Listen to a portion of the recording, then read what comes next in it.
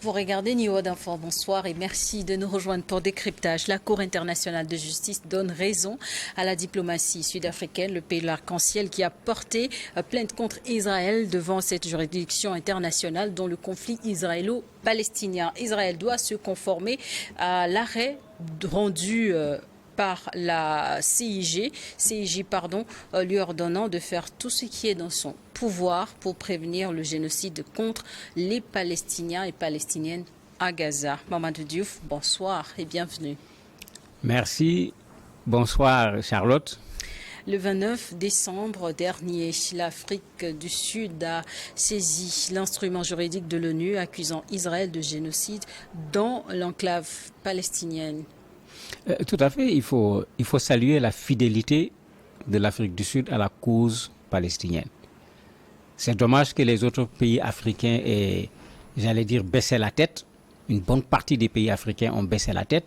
Actuellement, c'est pratiquement l'Afrique du Sud, l'Algérie surtout, qui portent ce combat, puisqu'il ne faut pas qu'on oublie que du temps de l'OUA, l'Organisation de l'Unité africaine, on avait pratiquement jumelé la lutte contre l'apartheid et la lutte pour la libération du peuple palestinien.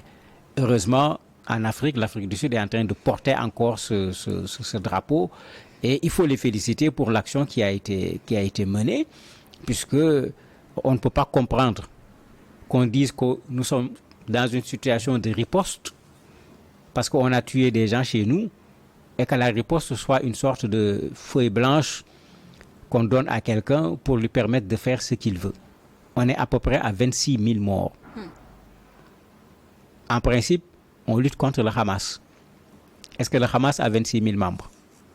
Est-ce que toutes les maisons qui ont été détruites sont des maisons du Hamas? Est-ce que les enfants, les femmes qui ont été tuées sont des membres du Hamas? Les hôpitaux qui ont été bombardés, c'est le Hamas. Mais ça fait trop. Et c'est là où l'Afrique du Sud joue un rôle important.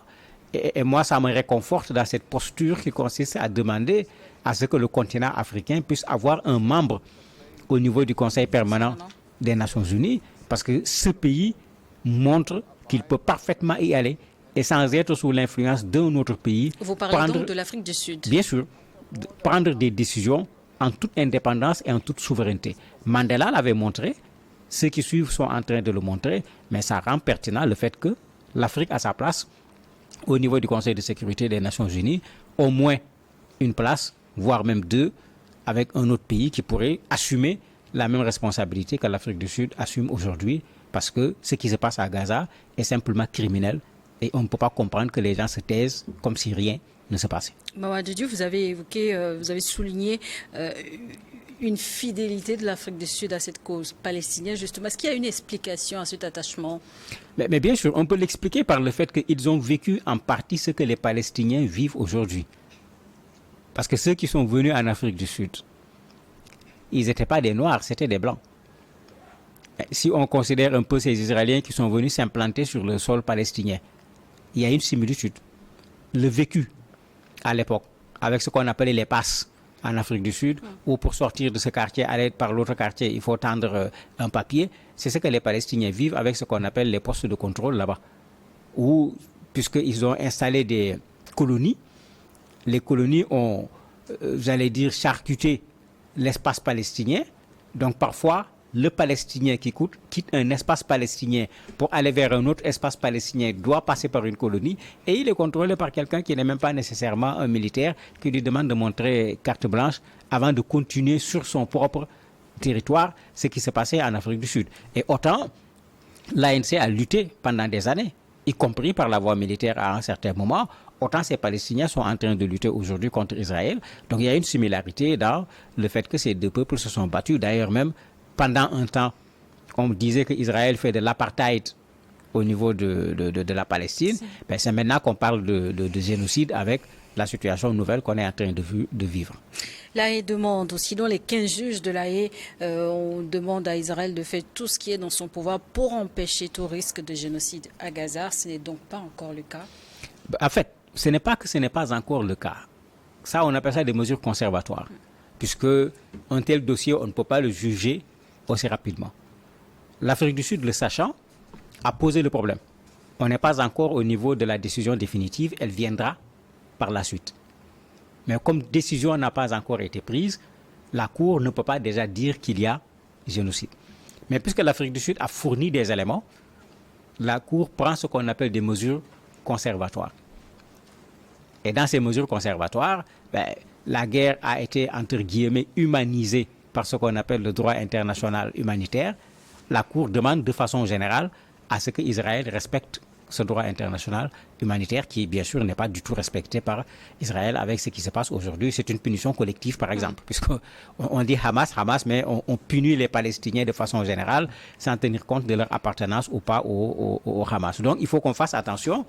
On est au niveau de la Convention, il est prévu effectivement des mesures conservatoires, c'est-à-dire au lieu de dire on va laisser continuer à faire ce qui va pouvoir être qualifié demain de génocide, on prend déjà des mesures conservatoires pour ne pas laisser la chose continuer. Et l'Afrique du Sud, dans sa requête, avait demandé ces mesures conservatoires. Ils n'ont pas demandé seulement qu'on traite l'affaire comme un génocide, mais ils ont demandé également des mesures conservatoires. Et leur stratégie a été une stratégie gagnante puisque la Cour internationale de justice a effectivement pris des mesures conservatoires. Et la Cour a demandé à Tel Aviv des mesures immédiates et efficaces pour permettre l'entrée de l'aide humanitaire à Gaza. Mais on sait que depuis le début des conflits, en tout cas ce nouveau rebondissement en août 2023, un cessez-le-feu a difficilement été respecté. Mais tout à fait, c'est tout à fait normal. Dans une guerre, en principe, vous avez deux armées qui s'affrontent. Ou bien vous avez deux groupes qui s'affrontent. Vous avez des populations qui ne font pas partie de ceux qui portent les armes. Ceux-là ne sont pas dans la guerre. C'est plutôt des victimes de la guerre. Mais quand on parle de droit international humanitaire, même les militaires sont concernés. Ce n'est pas seulement les victimes, les Israéliens qui sont prisonniers actuellement au niveau de Gaza. Mais quand les structures humanitaires interviennent, mais elles n'interviennent pas pour les Palestiniens sans intervenir pour les Israéliens. Elles interviennent également pour les Israéliens. La Croix-Rouge, par exemple, joue un rôle extrêmement important dans ces genres de situations en permettant souvent un contact. Vous écrivez une lettre, eux, ils parviennent à remettre la lettre à la personne répond à votre lettre, ils parviennent à faire parvenir la lettre à la famille, ce qui vous permet d'avoir une information où vous connaissez l'écriture, vous connaissez la signature. C'est important quand vous avez quelqu'un que vous ne voyez plus depuis un certain temps. Mais tout ça, c'est avec le droit international humanitaire que c'est possible. Donc ce n'est pas seulement pour les populations. Mais maintenant, cette requête, mais elle est plus que normale. Vous avez détruit les maisons. Vous avez détruit tout ce qui pouvait permettre aux gens de vivre normalement. Avoir de l'eau pour boire même devient un problème. Il y a des citernes d'eau que vous êtes en mesure de contrôler pour savoir si c'est de l'eau ou si ce n'est pas de l'eau. Mais quand vous refusez à ces populations de boire, c'est criminel. Et des actions, c'est ça que l'Afrique du Sud a recensé avec des éléments concrets pour venir déposer sa requête. Et c'est ça qui fait la pertinence de sa requête. Et quand vous regardez la requête de l'Afrique du Sud et les mesures conservatoires qui ont été prises par la Cour internationale de justice, l'Afrique du Sud avait visé très juste. Et c'est pourquoi on lui a donné raison sur un certain nombre de questions concernant les mesures conservatoires. Et dans ces mesures, il y a ça. Les gens ont besoin de médicaments, les gens ont besoin d'eau, les gens ont besoin de nourriture. Il y en a, puisque des pays en ont fourni.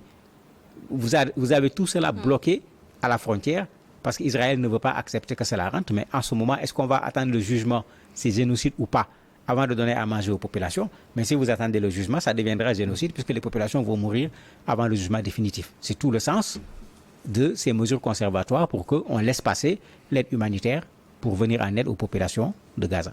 Suite aux décisions de la Cour, le président Cyril Ramaphosa peut-il déjà crier victoire pour sa diplomatie? Oui, mais c'est clair que c'est une victoire, puisque rappelez-vous que à chaque fois qu'on a amené cette affaire aux Nations Unies, où en principe on devait pouvoir résoudre ce problème, vous avez eu cette bizarrerie avec ces pays qui ne savent pas comment faire parce que les Américains sont là, on ne dit rien. Les tentatives de condamnation, quelques-unes ont quand même finalement réussi, mais les Américains ont tout fait pour bloquer tout ce qui pourrait être une sanction contre Israël à travers leur droit de veto. Ben, l'Afrique du Sud a raison parce que s'il fallait ramener le dossier là-bas, les Américains continueront, eux qui arment les Israéliens pour tuer les Palestiniens, ce n'est pas eux qui vont les condamner aux Nations Unies, ce ne serait pas logique. Mais c'est pourquoi ils sont allés vers une cour qui n'est pas une dépendance des États-Unis, mais la difficulté qui se pose, c'est que cette Cour internationale, quand elle prend une décision, la décision est exécutoire, mais malheureusement, il revient encore au Conseil de sécurité de veiller à cette exécution. Et c'est dans ce Conseil de sécurité que se trouvent les États-Unis qui, bien sûr, mettront le droit de veto. Dans ce contexte précis, est-ce qu'on peut s'attendre à des sanctions? C'est pas évident. Les sanctions, il y a déjà, pour moi, il y a déjà une victoire de l'Afrique du Sud, puisque les mesures conservatoires ont été prononcées. Ouais. Il y a une victoire également pour le peuple palestinien. Puisqu'on reconnaît qu'ils sont en train d'être massacrés et ce n'est pas normal du tout. Mais quand il s'agira de prendre de véritables mesures, qui va exercer la contrainte? Ça ne pourra pas être l'Organisation des Nations Unies, bien que ça soit son rôle, puisque au moins les Américains vont poser leur veto, alors que n'oublions pas que les Américains ne sont pas les seuls là-bas. Les Français sont là-bas, d'autres également sont là-bas qui sont des partisans d'Israël. L'exemple le plus simple, on vient de tuer 3 soldats américains en Jordanie. Regardez tout le branle-bas de combat, parce que 3 personnes sont mortes. On a commencé même à supprimer les aides qu'on donne à l'organisation des réfugiés qui s'occupe des Palestiniens, l'UNRWA, tout simplement parce qu'Israël accuse certains de ses membres d'avoir participé à l'action qui avait été faite sur son territoire. On n'a même pas encore sorti les preuves, on n'a même pas encore jugé. Certains disent si c'est comme ça, j'arrête l'aide que j'accorde aux Palestiniens. Mais qu'est-ce que ça signifie? Mais c'est un parti pris qui est là, qui est clair. Avec les Américains, c'est la même chose. Pour 3 morts, vous voulez soulever tout le monde. Mais pour 26 000 morts, vous voulez qu'on ne soulève pas le monde. Mais un mort, pour moi, c'est un mort. Et un mort, c'est de trop. L'Algérie et l'Afrique du Sud sont les rares pays du continent africain à prendre position dans le conflit israélo-palestinien. Est-ce qu'il y a des enjeux majeurs pour la plupart? En fait, pas une question d'enjeu nécessairement, mais une question de principe.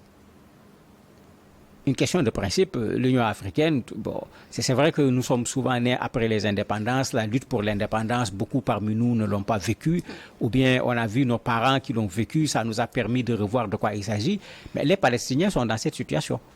Parce qu'on l'oublie, la Palestine a été donnée comme un mandat à la Grande-Bretagne, comme le Togo avait été donné comme un mandat.